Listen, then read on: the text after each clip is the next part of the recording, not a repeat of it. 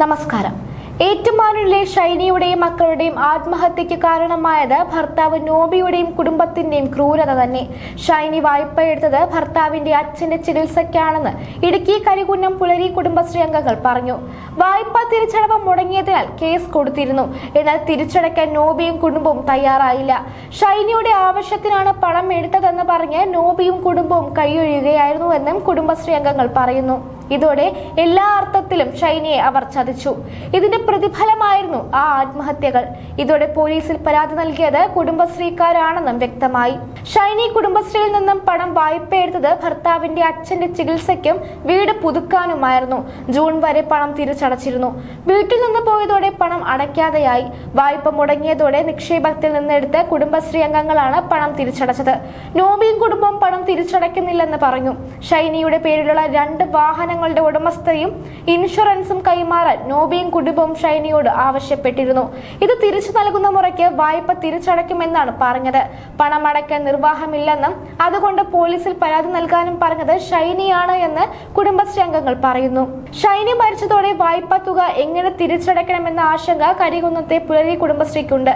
1,26,000 രൂപയാണ് വായ്പ ഇനത്തിൽ ഇനി അടയ്ക്കാനുള്ളത്. ഈ തുക നോബിയും കുടുംബവും ഇനിയെങ്കിലും നൽകുമോ എന്നാണ് ഉയരുന്ന ചോദ്യം. മധ്യസ്ഥ ചർച്ചയ്ക്ക് ശേഷം ഷൈനി പണം തിരിച്ചടച്ചു തുടങ്ങിയിരുന്നു. കുടുംബശ്രീ യൂണിറ്റിന് ഇപ്പോഴും 1,26,000 രൂപ ബാധ്യതയുണ്ട്. ഷൈനി മരിച്ചതോടെ ഇതെങ്ങനെ പരിഹരിക്കുമെന്നറിയില്ല. ഷൈനി വീട്ടിൽ അനുഭവിച്ച പ്രശ്നങ്ങൾ ഒരിക്കലും പറഞ്ഞിരുന്നില്ല എന്നും കരിങ്കുന്നത്തെ പുലരി കുടുംബശ്രീ യൂണിറ്റ് വെളിപ്പെടുത്തി. തൊടുപുഴയിൽ നിന്ന് പോയ ശേഷമാണ് ലോൺ മുടങ്ങിയത്. ഭർത്താവ് പണം നൽകാത്തതോടെ ഷൈനിയുടെ അറിവോടെയാണ് കുടുംബശ്രീ അംഗങ്ങൾ പോലീസിൽ പരാതി നൽകിയത്. എന്നാൽ പരാതി പരിഹരിക്കുന്നതിന് പകരം നിയമ നടപടിക്ക് നിർബന്ധം പിടിച്ചത് സ്റ്റേഷനിലെത്തിയ ഭർതൃ സഹോദരൻ ഫാദർ ബോബിയാണെന്നും Karimkunnam panchayat president K Thomas പറയുന്നു. അതിനിടെ മൂവരും മരിക്കുന്നതിന് തലേ ദിവസം ഷൈനിയുടെ ഭർത്താവ് നോബി ഫോൺ വിളിച്ച് പ്രശ്നമുണ്ടാക്കിയതായി ഷൈനിയുടെ പിതാവ് കുര്യാക്കോസ് പറഞ്ഞിരുന്നു. അവസാനം നീയും കുട്ടികളും പോയി മരിക്കൂ എന്ന് നോബി പറഞ്ഞു. ഇത് കേട്ടതിലുണ്ടായ മാനസിക സംഘർഷം താങ്ങാൻ വയ്യാതെയാണ് ഷൈനി ജീവനൊടുക്കാൻ തീരുമാനിച്ചതെന്നും അദ്ദേഹം പറഞ്ഞിരുന്നു.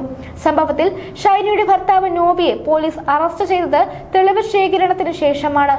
നോബിയുടെ ഭാര്യ ഷൈനി, മക്കളായ അലീന, ഇവാന എന്നിവരാണ് തീവണ്ടിക്ക് മുന്നിൽ ചാടി ജീവനൊടുക്കിയത്. ഏറ്റുമാനൂരിന് സമീപം പാറോറിക്കലിൽ കഴിഞ്ഞ വെള്ളിയാഴ്ച പുലർച്ചെയായിരുന്നു സംഭവം നടന്നത്. ഓരോ ജീവിതവും ഓരോ കഥകളാണ്, വേറിട്ട കഥകളുടെ ഒരു കൂട്ടായ്മ. വേണമെങ്കിൽ നമുക്കതിനെ ഒരു നോവലെന്ന് പേരിടാം. അതുപോലൊരു നോവലല്ലേ നിങ്ങളുടെ ജീവിതവും? എന്താ, ശരിയല്ലേ? നിങ്ങളുടെ അനുഭവങ്ങൾ, കഥകൾ എന്തുമായിക്കൊള്ളട്ടെ, അത് കേൾക്കാൻ DNA ന്യൂസിലൂടെ ഞാൻ എത്തുന്നു.